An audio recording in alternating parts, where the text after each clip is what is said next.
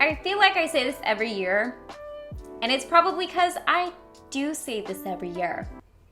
But I can't believe we're wrapping up another year.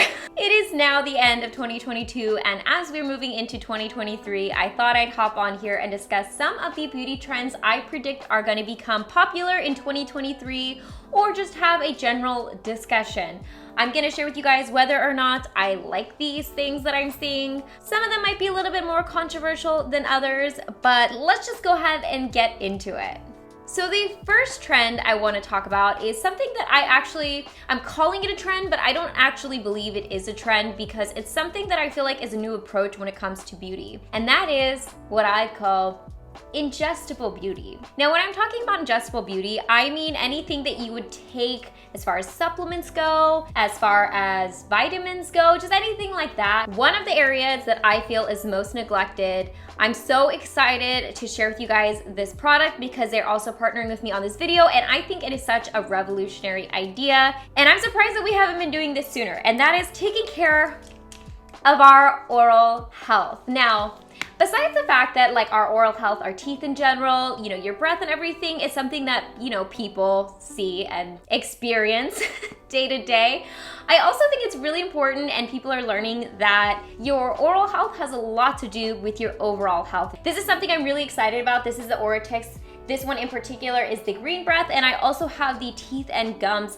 And essentially what these are their oral probiotics. Now, we know the benefit of probiotics at this point. It's helping balance out our microbiome with good bacteria and helping balance out the bad bacteria. Now, if you think about it, somewhere where we have a lot of bacteria is our mouth, so it's really important to make sure that you're getting that in check, and it's so easy to incorporate in your routine. Essentially what these are their little mint looking tablets. You just place them on your tongue at the end of your oral routine after you brush your teeth, and you just let it dissolve. And while it's dissolving, it actually has a chance to kind of sit in your mouth and do the good work that it's going to do, and it leaves your breath feeling super minty, super fresh.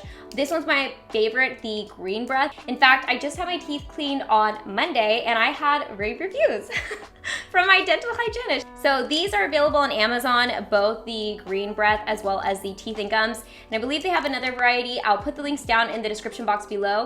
They also gave me a 15% discount code to share with you guys. So definitely take advantage of that because you can get a little discount on these and try them out. Like I said, I am hoping and thinking honestly that ingestible beauty supplements or things that are going to help aid in your overall health is not just a trend. I think it is here to stay, and I'm so excited to see the technology coming out in this category because I really feel like it's important to take care of yourself holistically, and this is a way I'm able to take care of my oral health as well.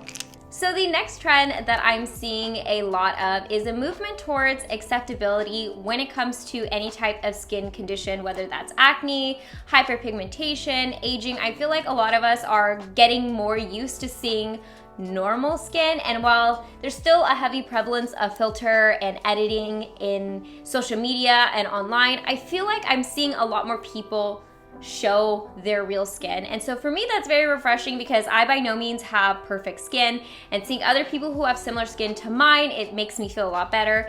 And one of the things that I'm seeing become popular within this category are things like pimple patches that are super cute.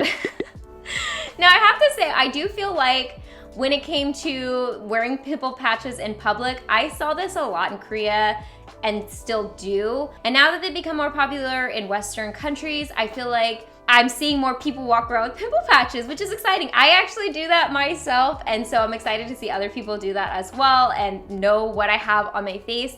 And on top of that, I'm seeing these cute pimple patches that are shaped like little cat paws, like the ones that I've seen from I Do Care. Definitely more acceptance when it comes to things like acne or just real skin in general. Now, the next skincare trend, I was even debating talking about this in this video. I feel like there is a movement towards like clean or vegan beauty brands. I know that these are kind of controversial because they are really buzzwords, and honestly, they are so subjective. I think everyone has a different definition of what clean means, even sometimes with what vegan means, it has a different definition.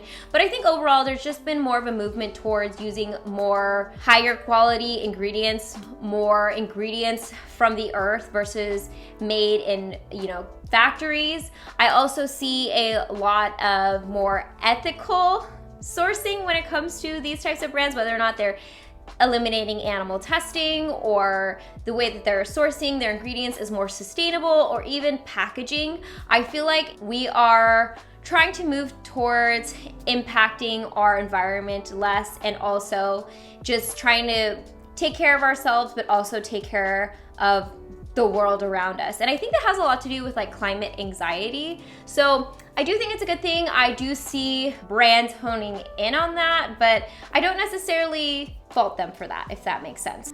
I think this trend kind of started with COVID, but I'm seeing a big surge in at-home devices. I think with COVID, people became more well-versed on skincare in general, but I think on top of that, we didn't have access to going into offices or in spas to get facial treatments done. So I feel like a lot of companies were coming up with at-home treatments so you could get the same benefits at home. Now, I personally love this because I'm a big advocate and a big fan of a lot of beauty devices in general, whether it's a hair removal device or it's a masking device, LED light therapy, massage devices, just all kinds of things that I think are really beneficial for the skin in general that you can do at home. I'm so excited to see this. I feel like the technology is really improving, whether it's from the brand like Medicube, who has a bunch of different types of at-home devices. Foreo has some of my favorite at-home devices. So there's a lot of great technology out there nowadays, and I feel like people are more interested in it because we're understanding that it's an investment, but something that can also improve your overall look and health of your skin as well. Now, this last trend, I definitely feel like I have been embracing in the past, I don't know, like year and a half, and that is skincare minimalism. Now, I feel like I was definitely the queen of like the 12-step routine back in the day, or like I really was an advocate for it and loved it. And that's because it really did work for my skin. Like I felt like I was seeing results. My skin was absorbing all of the products, it felt like, and I have very dry skin. So applying multiple layers of a product on my skin made a lot of sense. But nowadays, not only has my threshold for like the amount of time I'm investing into my skincare routine gone down a bit because I'm getting older, just a bit busier, and maybe it's a bit of laziness, but also my skin has definitely changed since I started YouTube. My skin has always been pretty dry and sensitive, but in the past couple of years, it's definitely got a lot more sensitive. In fact, I've always had eczema my whole life, but my eczema has really been something that's been on and off for me for the past 2 years now. So I've been kind of focusing on the quality of the ingredients in my skincare. I've been trying to like cut out the amount of products in my skincare routine in case I do have eczema or any type of reaction. I know exactly what it is.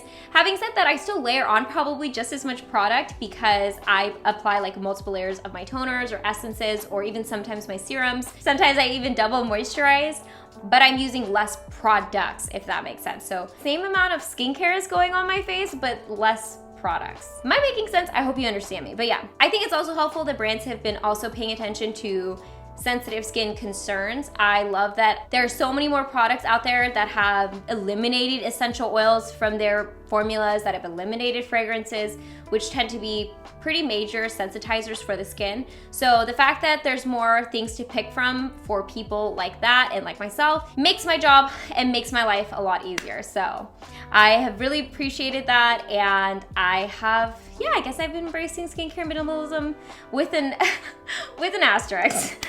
My version of skincare minimalism.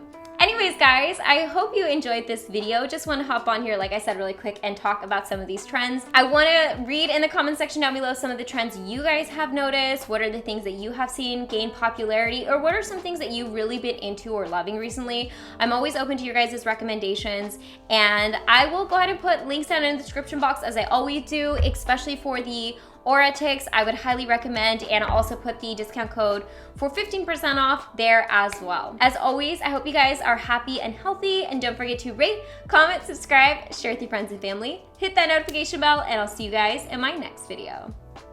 Bye, guys.